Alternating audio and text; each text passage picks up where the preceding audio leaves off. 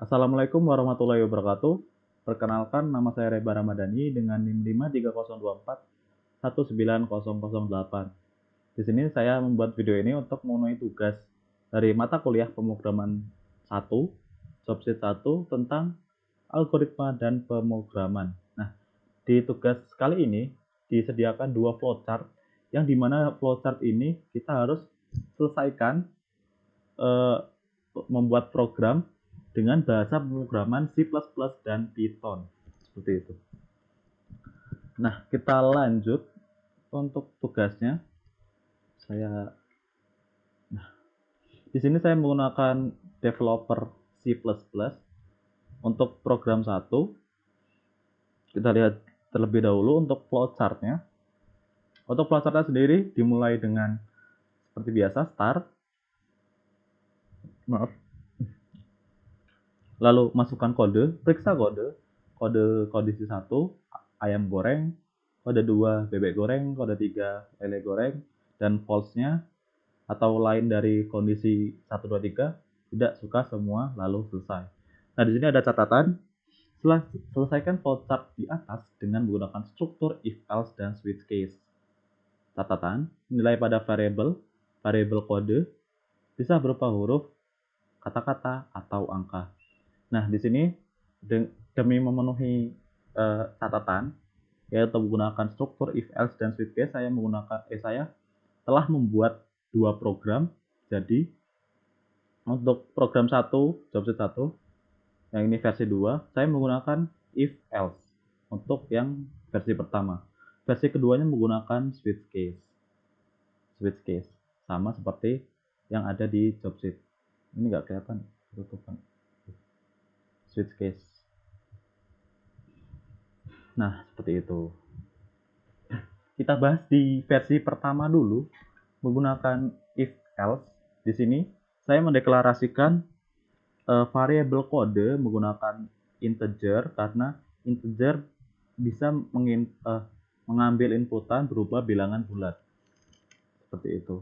Jadi, saya lebih suka integer, lebih mudah karena ya itu tadi, karena inputan yang kita bikin atau yang kita buat menggunakan inputan dari berupa angka.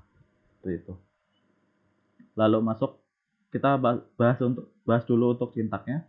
Include iostream using namespace std seperti biasa, lalu integer main, lalu buka kurung, integer kode, cout, tulis, masukkan kode 1 sampai 4, lalu sin kode.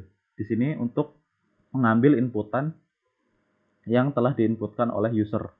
Seperti itu. Lalu kondisi yang pertama, if kode nama variable. Jadi untuk menggunakan if else itu mudah sebenarnya.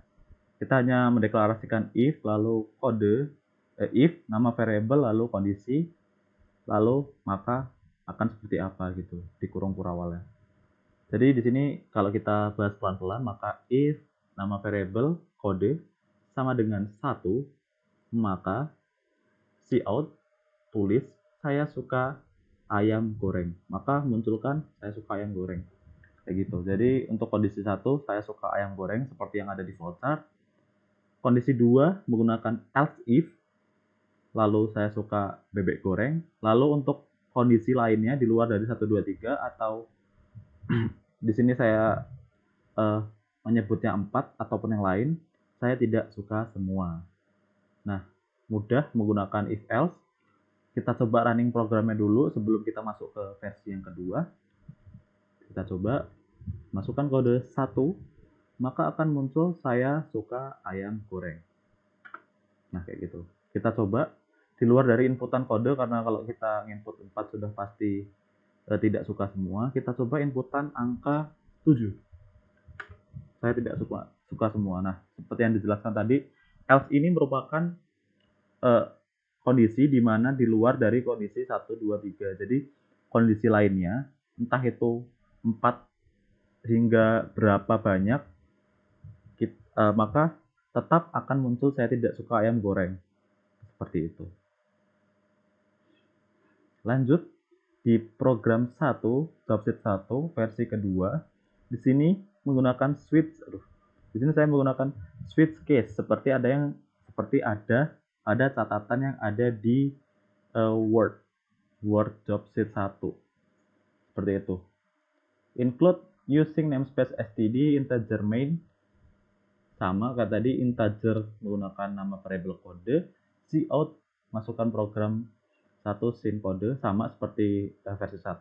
Yang membedakan adalah menggunakan switch case dan else, if else. Nah, kalau kita perhatikan di sini, switch case ini sintaknya adalah switch case break dan default. Nah, kita jelasin dulu. Untuk switch ini merupakan kondisi awal di mana apa yang kita kondisikan gitu. Jadi switch kondisi dari nama variable kode. Lalu buka kurung case yang pertama, kondisi yang pertama atau inputan 1, maka cout, maka tulis saya suka ayam goreng, lalu break. Nah, break di sini merupakan pembatas agar yang dimunculkan pada kondisi 1 hanya saya suka ayam goreng. Gitu. Jadi kalau misal kita menghapus kondisi break ini, maka saat kita ini inputin angka 1, maka akan muncul saya suka bebek goreng dan saya suka ayam goreng maksud saya, dan muncul juga saya suka ayam goreng, seperti itu.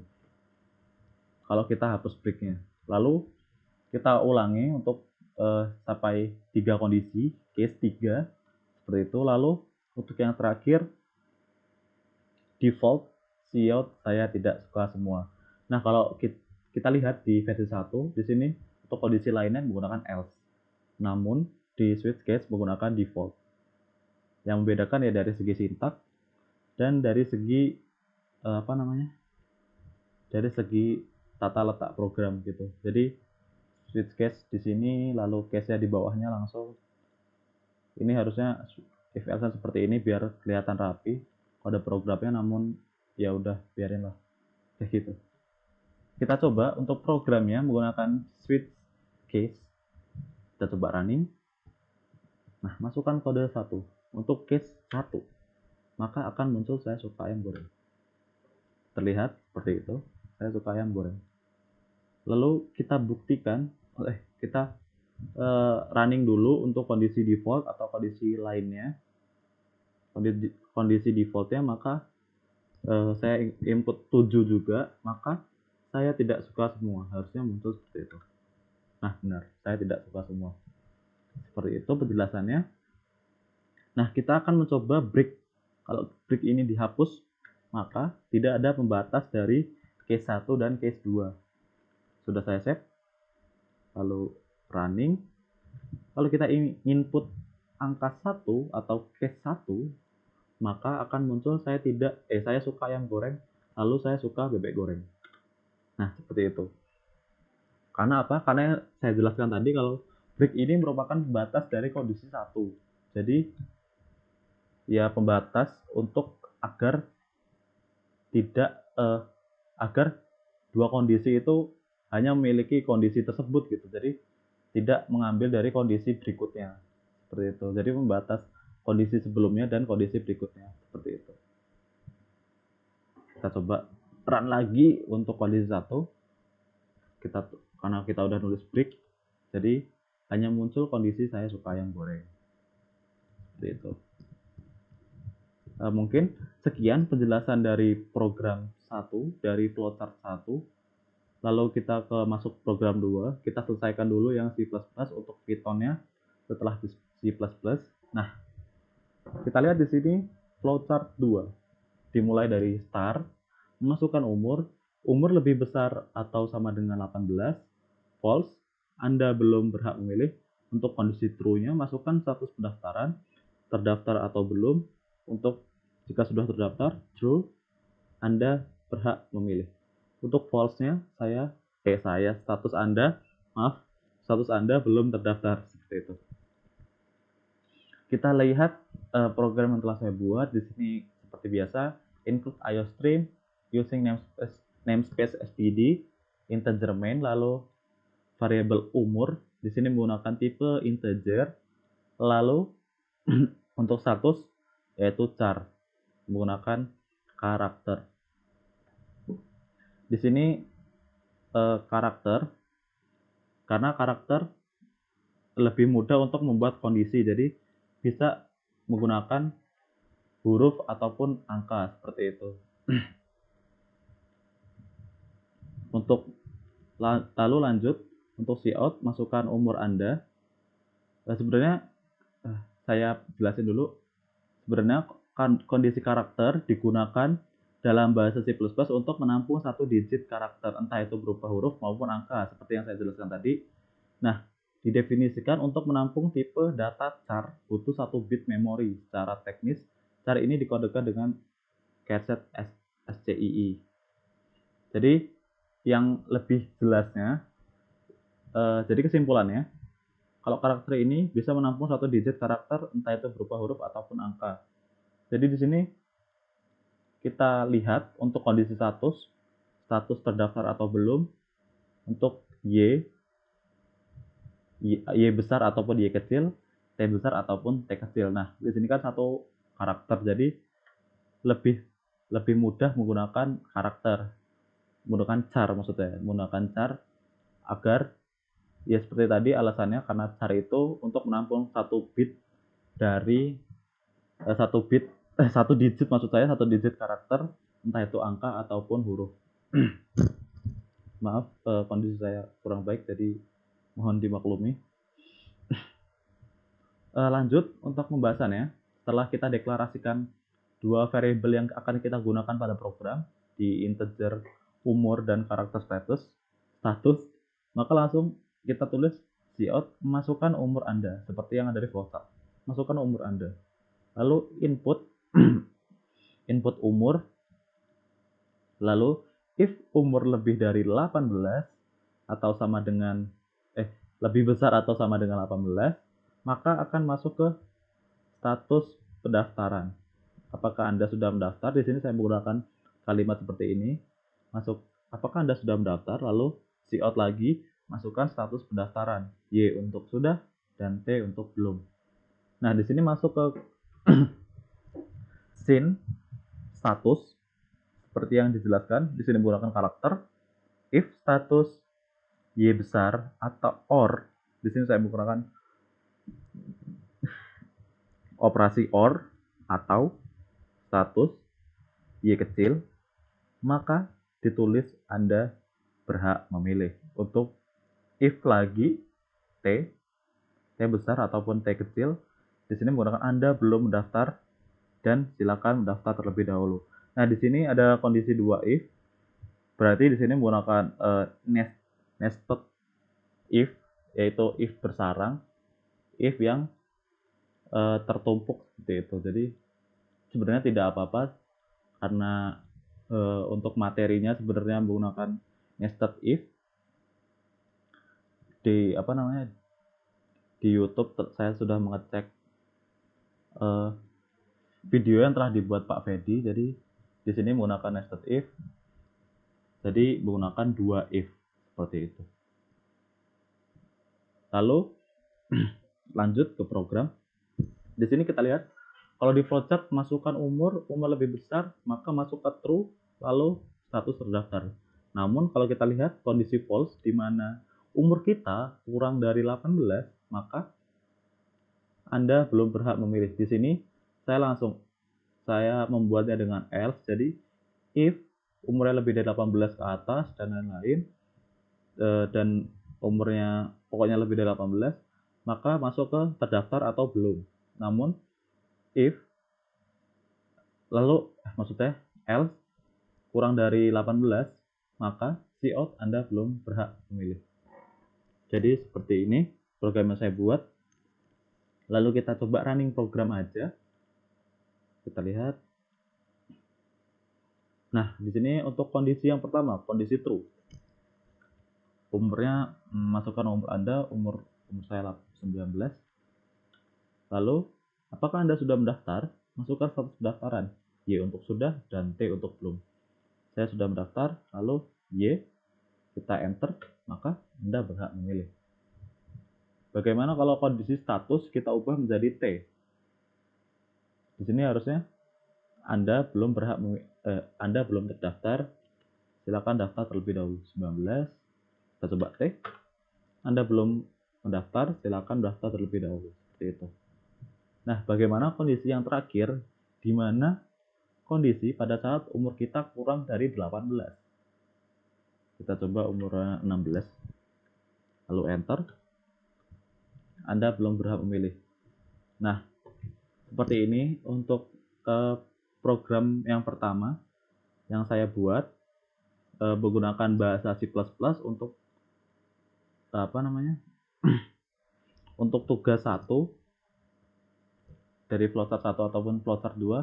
Sekarang masuk ke menggunakan bahasa Python, menggunakan Jupyter. Aduh, salah.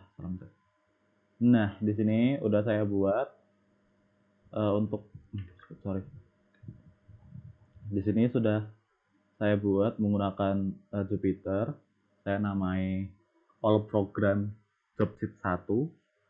Di sini saya komen dulu biar lebih jelas. Ini program 1 job sheet, program 1 job sheet 1. Di sini program 2 job sheet 2. Nah, sekarang lanjut ke pembahasan Python, di mana untuk Python dan Python dan C++ ini berbeda karena kita lihat dari kondisi sintaknya. Kalau kita lihat di di C++, kalau kita ingin memunculkan sebuah kalimat ataupun kata ataupun karakter menggunakan cout. Namun di Python ini menggunakan print, seperti itu. Print, dan kondisi if else-nya juga beda. Di sini if, kalau kita lihat di Python tadi menggunakan else if. Di sini lebih singkat, bisa kita tulis elif, menggunakan elif seperti itu. Nah, kita lihat di sini saya hanya menggunakan struktur if else saja di Python karena jujur saya belum memahami mengenai bahasa pemrograman Python. Jadi saya buat semampu saya, sebisa saya dengan kondisi yang sama seperti yang ada di flowchart seperti itu. Jadi saya yang penting kondisinya sama seperti flowchart agar lebih mudah gitu. Masuk ke pembahasan. Di sini print memasukkan kode 1 sampai 4, lalu di sini variabel kode integer input untuk mengambil inputan yang diinput seperti itu. Jadi kalau kita menulis di C++ menggunakan sin. Kalau kita sin. Kalau kita menggunakan Jupyter atau maksudnya Jupyter Python, maka menggunakan input seperti itu. Lalu kondisi if kode sama dengan 1, maka titik 2, maka print maka tulis saya suka ayam goreng. Untuk else if kode 2 seperti ini, saya suka bebek goreng. Untuk kondisi 3, saya suka lele goreng. Untuk else-nya kondisi false yang ada di tugas di flowchart tidak suka semua, lalu saya tidak suka semua. Saya tulis seperti itu. Lalu kita coba running program. Nah, di sini kita lihat masukkan kode 1 sampai 4. Kalau kita tulis 3, maka akan muncul saya suka lele goreng. Harusnya seperti itu. Nah, benar, saya suka lele goreng. Program ini berarti sudah sama dengan kondisi flowchart. Kita coba ulang aja, kita run lagi. Untuk kondisi 4, saya tidak suka semua. Nah, benar, seperti itu. Alhamdulillah untuk program 1 ini lancar, dan program 2 kita lihat. Di sini saya teruskan aja. Nah, untuk kondisi flowchart-nya seperti yang dijelaskan di awal. Untuk program 2 ini kita masukkan umur lebih dari 18 ataupun kurang. Lalu jika true maka masukkan ke terdaftar atau belum. Kalau false belum berhak memilih, seperti itu. Langsung ke programnya saja di Python-nya. Kita lihat masukkan umur Anda. If umur integer input untuk menerima inputan, maka if umur lebih dari sama dengan 18.2 maka print tulis apakah Anda sudah mendaftar, lalu print lagi masukkan status pendaftaran Y untuk sudah dan T untuk belum. Lalu status, di sini status kalau kita melihat di C++ saya menggunakan karakter, namun di sini menggunakan str atau string untuk inputan seperti itu.